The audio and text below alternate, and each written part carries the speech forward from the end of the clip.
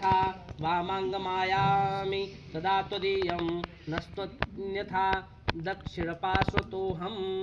दूसरे वचन में कहती है हव्यदान और कव्यदान। हव्यदान होता है देवताओं के लिए, घर में कुछ देवताओं का पूजन हो रहा है, उनको कोई भोग लग रहा है, वो हव्यदान होता है।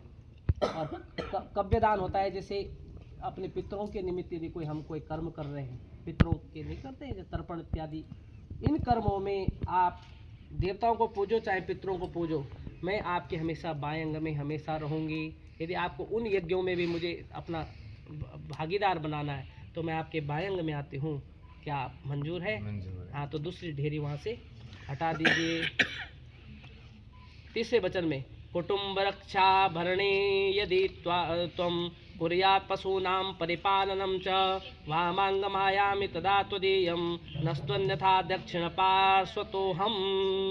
अब देखो तीसरे वचन में कह रही है कि कुटुंब रक्षा भरणे यदि तुम, यदि मेरे कुटुंब परिवार की रक्षा, परिवार अब कुटुंब तो आपका ही हो गया ना सारा, उनको आपने पूरी भली भांति से करना है कि मुझे घर में किन चीज़ों की आवश्यकता है वो आपको पूर्ण करना है ना।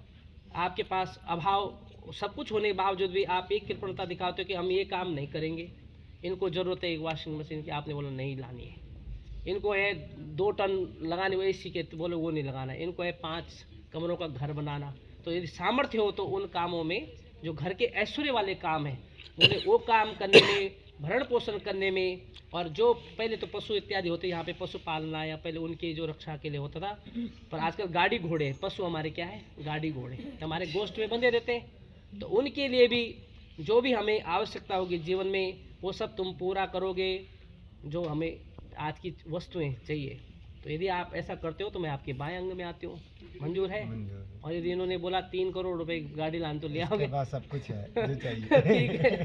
ठीक है। तो इसलिए 3 है। और देखो अब चौथा वचन मांगती है आपसे, आय व्ययो धान्य धनादिना धना, हाँ एक हटा दो, धनादिकानां पृष्ट्वा नवेयस्य गृहे दद्या वामांगमायामि न त्वन्यथा दक्षिणपार्श्वतोऽहम्।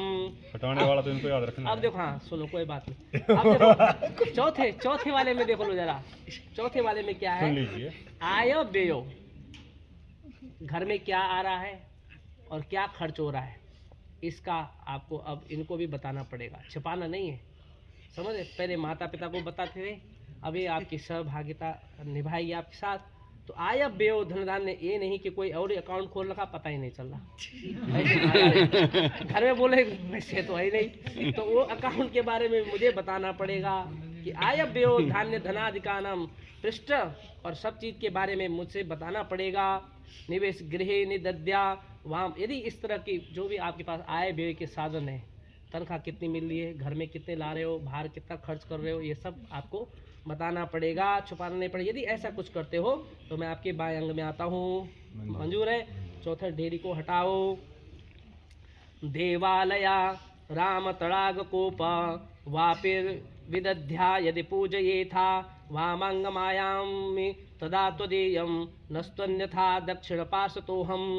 अब कहते हैं आपको कहीं मंदिर बनाना हो, देवालय, कहीं आपको तालाब बनाना हो, कहीं प्याऊ लगाना हो, जो इतने अच्छे अच्छे कर्म होते हैं उनमें हमेशा यदि देवताओं का पूजन करना हो, ये सब कार्यों में, अच्छे अच्छे कार्यों में आपको मेरे को भी साथ रखना पड़ेगा। ये नहीं कि अकेले अकेले करो। यदि आप ऐसा सोचते हो और आप मेरी बातों को मानते हो तो मैं आपके बाएं अंग में आती हूँ। क्या मंजूर है? हाँ, तो एक ढेरी और हटा दो वहाँ से। और अब आता है छठा वचन।